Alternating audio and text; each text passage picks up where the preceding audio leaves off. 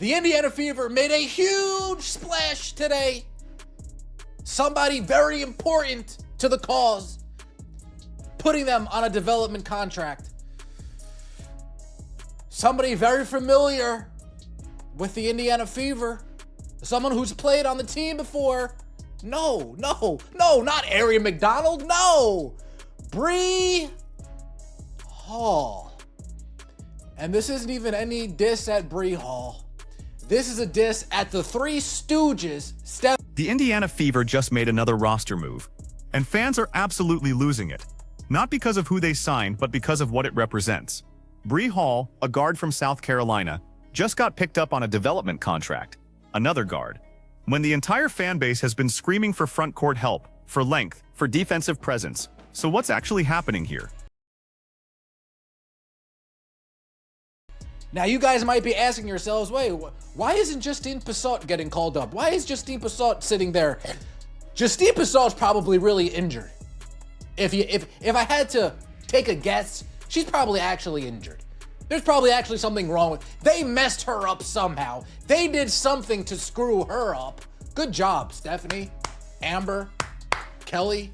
You guys crushed it. Here's the pattern everyone's noticing. Stephanie White comes in as head coach. Ty Harris arrives from Connecticut, where White previously coached. Now Bree Hall from South Carolina. Raven Johnson from South Carolina already on the roster. And Dawn Staley, South Carolina's head coach, is publicly cheerleading these moves. Meanwhile, Justine Passot, who was supposed to fill that developmental spot, hasn't been called up. Kate Martin signed with the Sparks instead of returning to Indiana. And Caitlin Clark's former Iowa teammate is playing for a different organization entirely. If we're going to take a chance on Bree Hall, we might as well have taken a chance on Kate Martin at that point. What are these Three Stooges, Mo, Larry, and Curly, what are they doing? Let's get right into it, shall we? Like the video, hype the video, let me know your thoughts in the comment section below. That would mean so much to me. I told y'all, Caitlin Clark's a third wheel. I told y'all, Caitlin Clark's a third wheel. We have an offensive system built around Kelsey Mitchell. We're getting AB's buddies from South Carolina, Raven Johnson, Bree Hall. Look at the roster construction right now. 6 guards on a team that desperately needs size. Aaliyah Boston is playing out of position as the primary rim protector. Nalissa Smith provides scoring, but not the defensive anchor they need. Temi Fagbenley is solid, but undersized for a starting center. Damiris Dantas can stretch the floor, but gets into foul trouble defending bigger posts. And fans are watching this front office, led by General Manager Amber Cox and President Kelly Krauskopf, continue to add guards when the weakness is obvious to everyone watching. They can't get out of their own way. They passed on Kay Martin. Kay Martin signed with the Sparks. Cam Brink, Coach Lynn Roberts of the LA Sparks is saying, we need Cam Brink to produce. Is there a chance that there's a trade for Cam Brink on the horizon? Potentially. How much is she worth? And what are they asking for? I don't even want to get into that. I don't even want to play make-believe anymore with this bum organization. I'd rather just go in on them every day. Guilty. But here's where it gets deeper than just roster construction. There's an offensive system being built in Indiana, and it's not centered around their biggest star. Kelsey Mitchell is getting the plays designed for her. Aaliyah Boston operates as the hub in the high post, which takes the ball out of Caitlin Clark's hands. Meanwhile, Clark doesn't have the off-ball screens she thrived on at Iowa. No elevator screens. Limited pick-and-roll opportunities as the primary ball handler. The system that made her the #1 pick isn't being replicated at the professional level.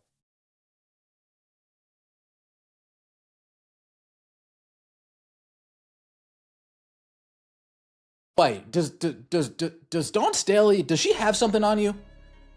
Like, does she have some dirt on you about your days at Vanderbilt when you were in the SEC and college? Does she know what you were doing in Vanderbilt? Just asking questions. What were you doing in Vanderbilt? Why were players just running away from you in Vanderbilt? Is there some chatter going around in the college ranks? Dawn Staley, hey, Stephanie, I know what you did in Vanderbilt. I know what you did. You better take my girls. Oh, gosh.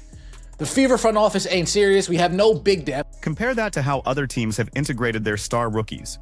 Angel Reese in Chicago gets to play to her strength, crashing the boards and finishing around the rim. Cameron Brink in Los Angeles was given defensive freedom before her injury. But in Indiana, there's this strange dynamic where the franchise player seems like the third option in the offensive hierarchy.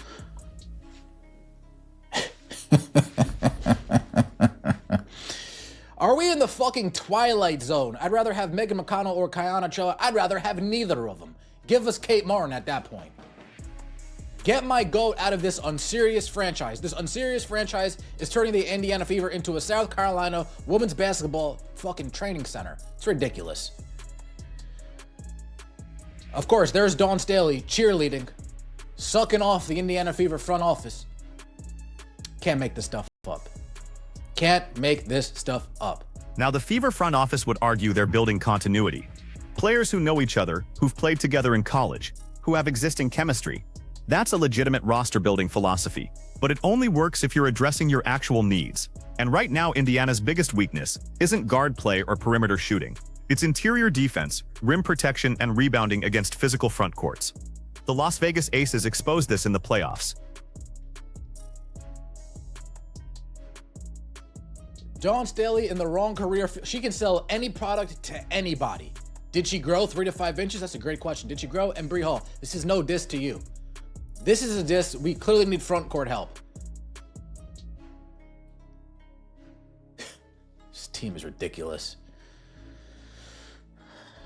We are the Indiana Gamecock. We are the Indiana Gamecocks. That's what we are. That's what we are.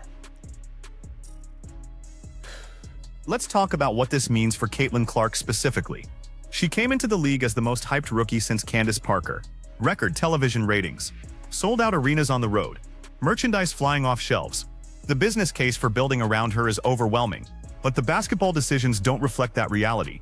When you watch Fever games, Clark is often standing in the corner while Boston operates from the elbow. She's bringing the ball up, then immediately giving it up and relocating to the weak side. That's not how you maximize a player who just set the NCAA all-time scoring record. Carolina reunion team at this point. Kate Martin signed by the Sparks. Cam Brink. Let's not even wish that somehow Cam Brink can get traded here. I mean, why even fucking bother? Why even waste our time thinking like that? Stephanie White, Amber Cox, Kelly Krauskopf, the Three Stooges. You guys get what you guys get what you get. You guys get what you get. Fans want to roast you every single day. By all means, roast them. They want to crush them every day. They want to. And here's what makes the Bree Hall signing particularly frustrating for fans. If you're going to use your developmental contract on a fringe WNBA player, someone who might not crack the rotation, why not take a swing on positional need? There were available post players in the draft, international free agents with size. But instead, Indiana added another guard to a roster that already has Clark, Mitchell, Christy Wallace, Erica Wheeler, and Lexi Hull. That's 6 guards for 3 backcourt spots. The math doesn't work unless someone's getting traded or cut. On Kelsey Mitchell, we want to get AB playing like the hub, taking the ball out of CC's hands, and we get her buddies from South Carolina. Caitlin Clark, you're a third wheel here. You can either take it or do something about it. It's up to you. Let me know your thoughts in the comment section below. Like the video, hype the video, and subscribe to the channel. I'd appreciate it. See you next time, and as always, take it easy. The Justine Pissot situation adds another layer. She was expected to fill that developmental role, potentially providing wing depth and defensive versatility, but she hasn't been called up, and now Hall takes that spot instead. Either Pissot is legitimately injured, which raises questions about the medical staff and player development program, or there's something else going on behind the scenes. And when fans don't get transparent communication from the organization, they fill in the blanks with speculation. That's how you lose trust with your fan base. Here's what's really happening beneath the surface. The WNBA has a roster construction problem that every team faces. 12 roster spots, limited salary cap space, and a developmental system that doesn't give you much room to experiment. So teams often default to what's comfortable. Look at the successful WNBA franchises. Las Vegas built around Audra Wilson by surrounding her with complementary pieces, not just players from her South Carolina days. New York constructed a balanced roster with size, shooting, and playmaking. Connecticut won championships by addressing weaknesses systematically. Indiana is doing the opposite. They're building a college reunion team, while their franchise player watches from the corner. The Dawn Staley connection is particularly interesting. She's one of the most respected coaches in basketball, with a track record of developing players who succeed professionally. But her public support for these Fever moves raises eyebrows. Is she advocating for her former players? Does she have influence over Indiana's roster decisions? Or is this just coincidental alignment between a college coach who wants her players to succeed and a WNBA team making independent choices? What we know for certain is the optics are terrible. Caitlin Clark brings Iowa connections, teammates who know her game, players she's built chemistry with over 4 years.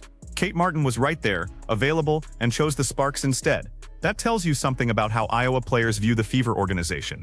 Meanwhile, South Carolina players are getting developmental contracts and roster spots. The contrast is impossible to ignore. And then there's the offensive system issue.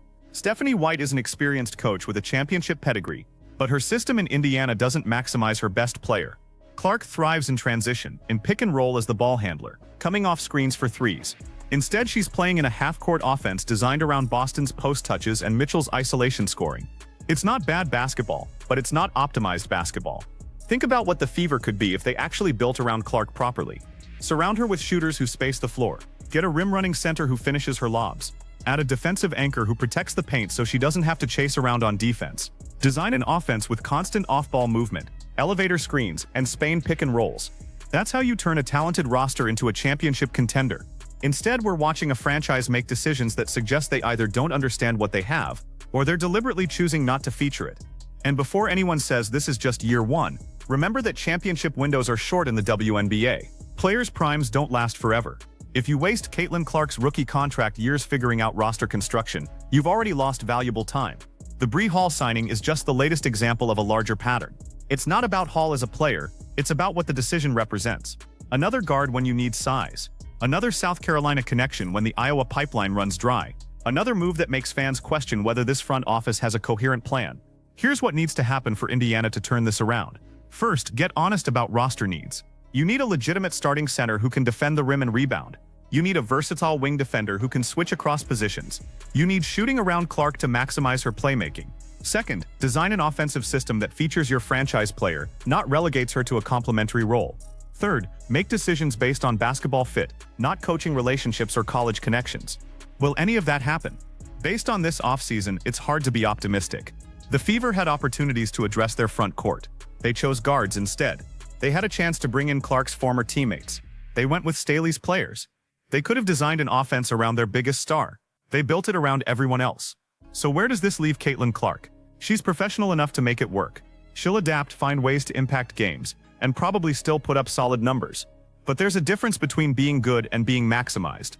And right now, the Indiana Fever are settling for good when they could be building something special. The question for fans is whether this front office deserves patience or pressure. Do Amber Cox, Kelly Krauskopf, and Stephanie White get the benefit of the doubt because they have experience? Or do they deserve criticism because they're making the same mistakes that kept Indiana mediocre for years before Clark arrived? I know where I stand. When you have generational talent, you don't waste it with poor roster construction and questionable system design. You don't prioritize college connections over championship building. And you definitely don't ignore your biggest weakness while adding depth to your greatest strength. The Fever are doing all three, and fans are right to be furious about it. So here's my question for you. Is this front office salvageable, or does Indiana need to clean house before they waste Caitlin Clark's prime? Because right now, they're running a South Carolina Alumni Association disguised as a professional basketball team. And that's not going to cut it in a league where every roster spot matters and every decision has championship implications. Let me know what you think in the comments. And if you want more honest WNBA analysis that doesn't pull punches, subscribe and hit that notification bell. Because this story is far from over.